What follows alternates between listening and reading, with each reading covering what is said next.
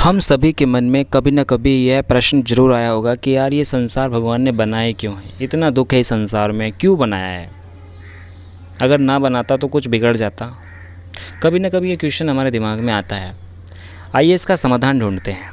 ये एक प्रश्न ही है कि सृष्टि की रचना क्यों की गई। इसका समाधान है, परमात्मा, जीवात्मा और प्रकृति ये तीन अनादि हैं, अंतरहित हैं, अविनाशी हैं।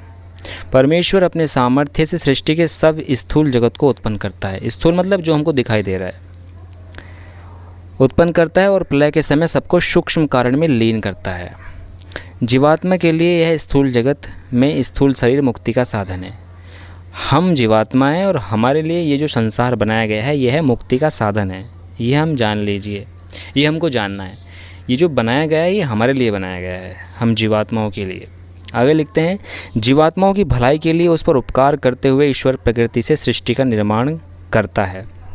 क्योंकि जीवात्मा तो अल्पज्य है, कम जानने वाला है, अतः सृष्टि बनाना उसके बस का काम नहीं और न ही वह अपने कर्मों का फल स्वयं ले दे सकता है। और ईश्वर सर्वज्ञ है, संपूर्ण है, इसलिए वह सृष्टि की रचना करता है, अपने अमृत संतानों को फल प्रदान करता है। इसमें ईश्वर की योग्यता भी सफल होती है। ईश्वर आनंद स्वरूप है, अतः आनंद किस में बांटेगा? जब कुछ बनाएगा उसी में तो बांटेगा। सृष्टि निर्माण में ही तीनों अनादि तत्वों की सार्थकता प्रकट होती है। सृष्टि न करने में तीनों का ही कोई उपयोग नहीं हो सकता। सृष्टि रचना से ही जीवात्माओं को शरीर मिलता है। ये जो रचना हुई है इसी से तो हमको शरीर मिला है। हमारा जो शरीर बना हुआ है पंच महाभूतों से बना हुआ है। पृथ्वी, जल, अग्नि, वायु, आकाश से शरीर मिलकर बना है। अगर ये संसार ही ना बनता तो फिर ये शरीर भी ना बनता।